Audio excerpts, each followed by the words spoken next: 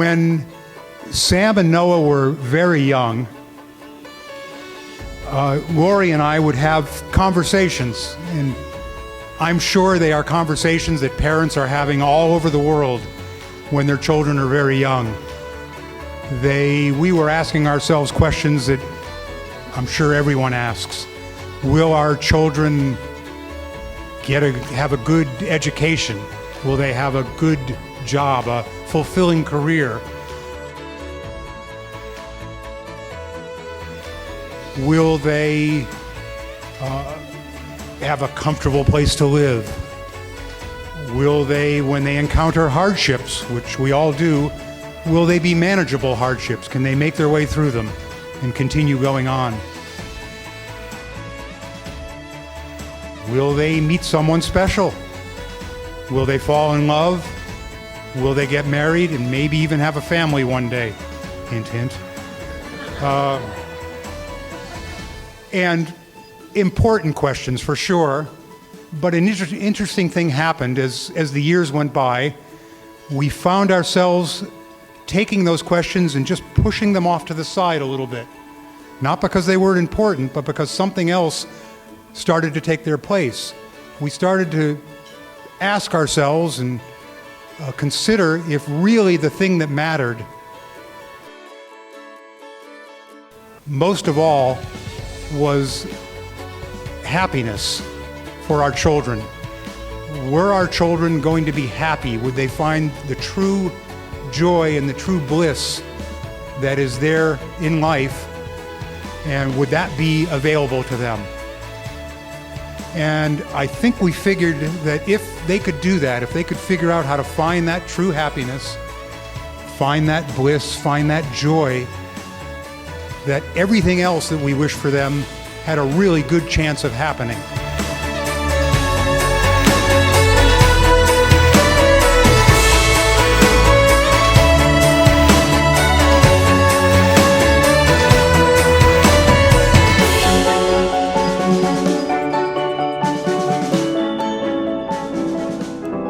Wise men say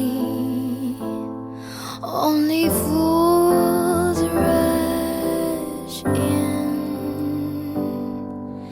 but I can't help falling in love with you. Oh, shall I stay? Would it be a sin? Oh, if I can't help falling in love with you. Like a river flows surely to the sea, darling, so it goes. Some things are meant to be. Won't take my hand, take my whole life too, for I can't help falling in love with you. We're gathered here today at the invitation of Samuel and Theory to witness their wedding and share the happiness of their marriage. My name's Blake.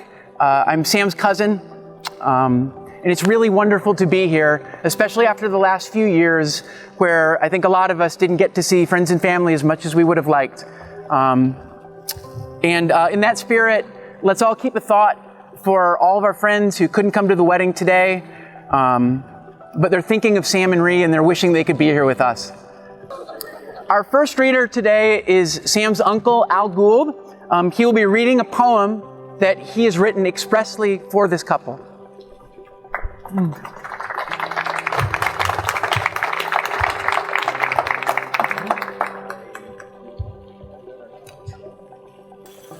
let's see if we can get that to work.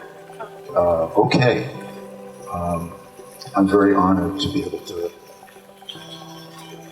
to read this poem for you today. It's called Love's True Color, and hopefully the mic will work for all the words. Love's true color. Within the virtual motion of distant memory exists a place in between us. There, inside a room only we know, rarefied, motionless, transcending all purpose, guided only by love, tomorrow arrives to propel us forward. Love's true color, brewed with infinite care, steeped above the storm, against sand and wind. Two pillars, resisting the inexorable hands of time, lighting the space between us all, a monument to the greatest effort of the human spirit, a fortress housing only truth, tenacity stronger than nations, and immediate as the light of day. Just as all correct action is ultimately guaranteed, that we have come together after these critical miles is not by chance. Our marriage was written long ago, before we awoke to the dream of our lives. As we come to visualize each other within ourselves, and to see our union as an inevitable conclusion, so we glimpse the ultimate equation of our existence. Love wears us like an exquisite and subtle portrait, and though we remain just who we are, we now walk together through fate and the future, knowing that our love will preserve forever.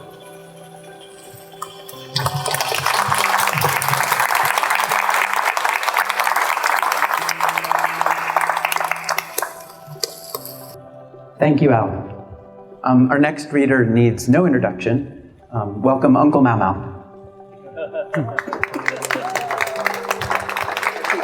Skip the mic. Okay. I think I'm loud enough to skip the mic. Good afternoon, ladies and gentlemen. Please allow me to say a wish for bride and groom in Burmese. Thank you. မင်္ဂလာပေါင်းနဲ့ပြည့်စုံကြပါစေလို့ကြွားရောက်လာကြသောနှစ်ဖက်မိဘဆွေမျိုးများနဲ့ဂုဏ်တည်ရှိလူကြီးမင်းများအားလုံးကိုဥစွာပထမနှုတ်ခွန်းသက်သာလိုပါတယ်။သမီးလေးသူစီရီနဲ့သားဆယ်မျိုးတို့ရဲ့မင်္ဂလာလက်ထပ်ပွဲမှာဆုတောင်းမေတ္တာစကားပြောခွင့်ရတဲ့အတွက်အထူးပဲဝမ်းမြောက်မိပါတယ်။သမီးလေးသူစီရီနဲ့သားဆယ်မျိုးတို့ယနေ့မှစပြီးနောက်နှစ်ပေါင်းများစွာထိုင်မြဲသောသစ္စာပြေဝသောမေတ္တာအနိုင်မဲ့အရှင်သာတွေနဲ့ဘဝပြည်ရတဲ့ကြောင်းတဦးကိုတဦးနားလည်ခွင့်လို့ဒီမှကူညီနိုင်ကြပါစေ။မြစ်တာရှိတာအများကိုသာတောင်းစုချွေသည်နောင်တန်တရားရှိပြီးပါစေ။ကျေးဇူးတင်ပါတယ်။ Thank you.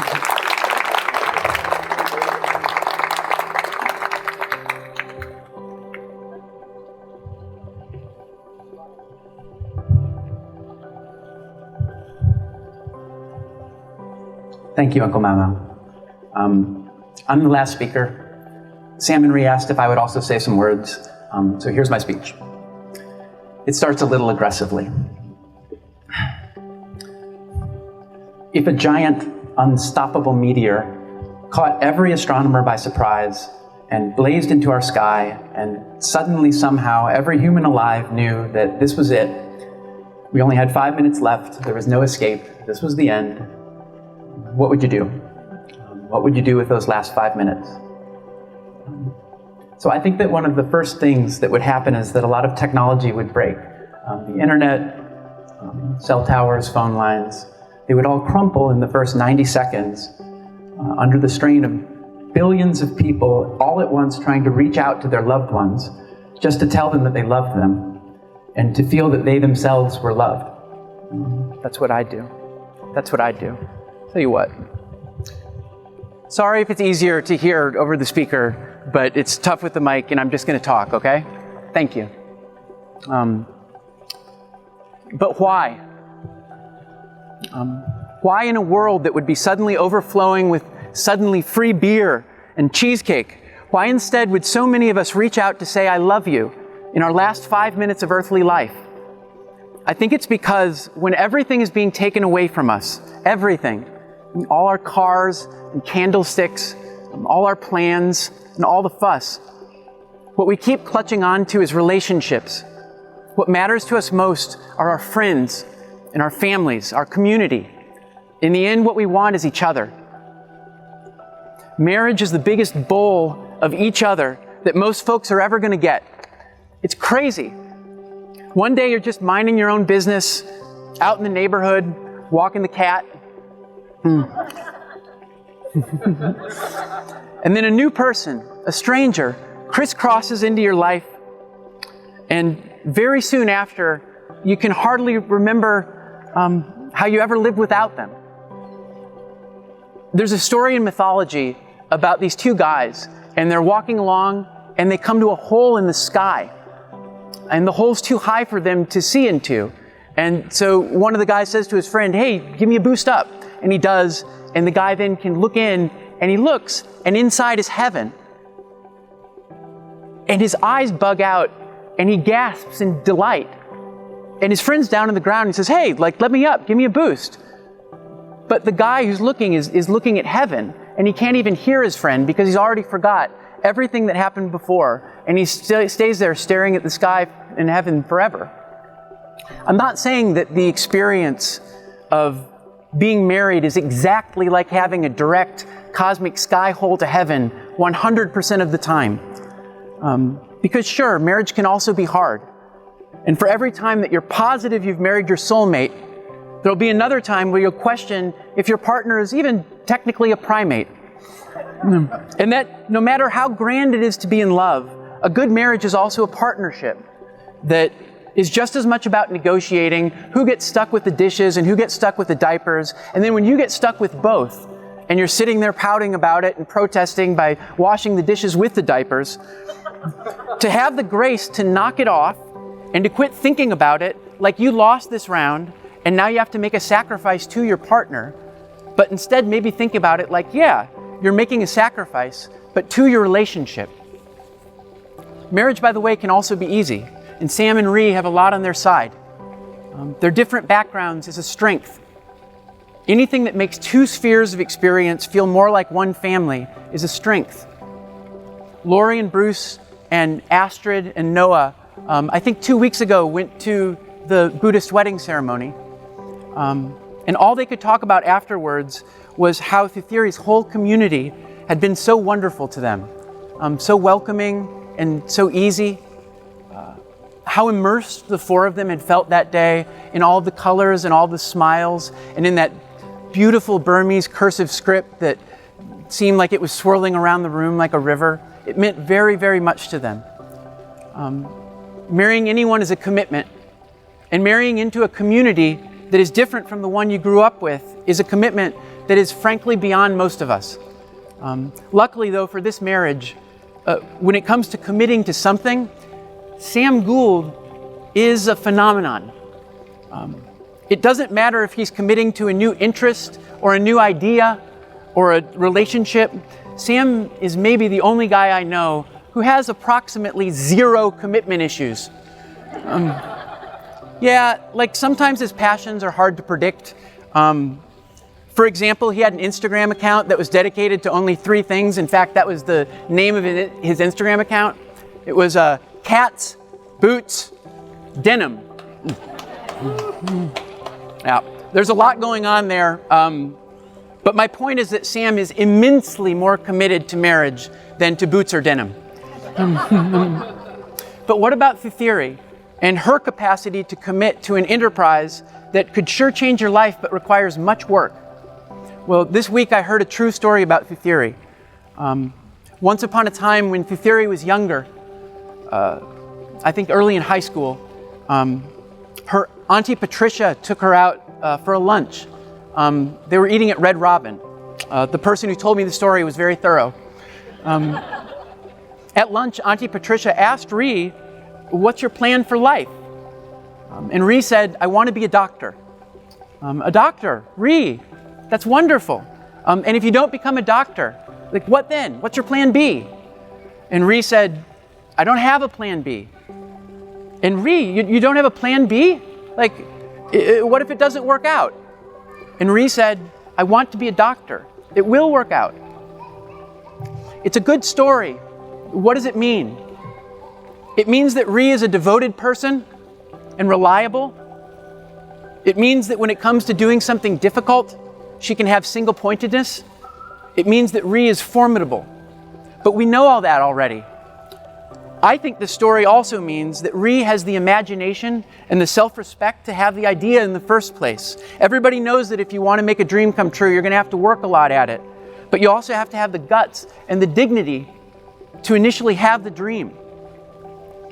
It's the end of the speech, and what do we got up here? We have Samuel, the valorous, suave, ardent-hearted American ranger, and Thiri, the brilliant, strong, gentle, and generous princess from Burma who wills her plan A's into life. Two people with vast loving communities behind them who have all come together. We want the same thing. One couple who we've always known that if they ever get married, they're going to get very married. We are all so happy for you, and we're all so honored that we can be here today at the beginning.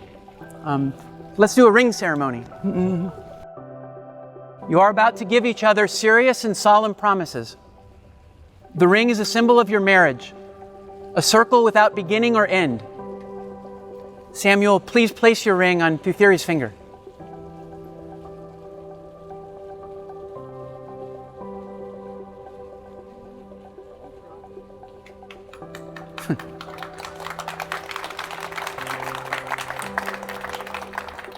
Repeat after me, Samuel. Thiri, I give you this ring as a pledge of my trust. Thiri, I give you this ring as a pledge of my trust. As a symbol of my commitment. As a symbol of my commitment. And as a seal of our unity. And as a seal of our unity. Thiri, please place your ring on Samuel's finger.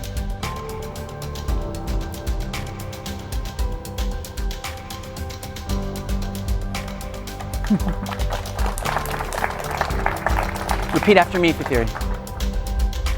Samuel, I give you this ring as a pledge of my trust. Samuel, I give you this ring as a pledge of my trust. As a symbol of my commitment. As a symbol of my commitment. And as a seal of our unity. As a seal of our unity. And now your vows. Samuel, please repeat after me. I, Samuel. I, Samuel. Take you, Thiri. Take you, Thiri.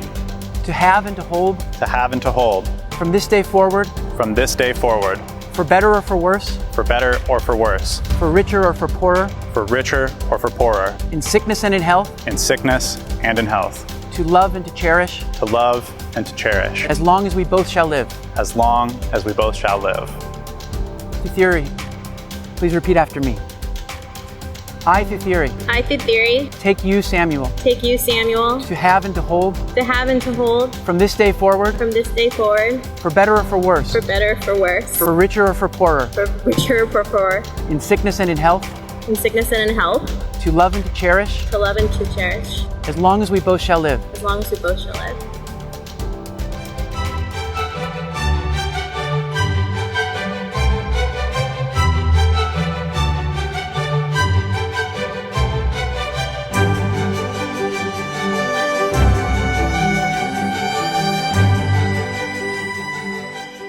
Ree, we love you.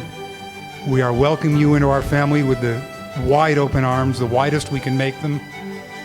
And from the bottom of our hearts, we thank you for making Sam the happiest I've ever seen him in his life. Thank you. Thanks, everybody.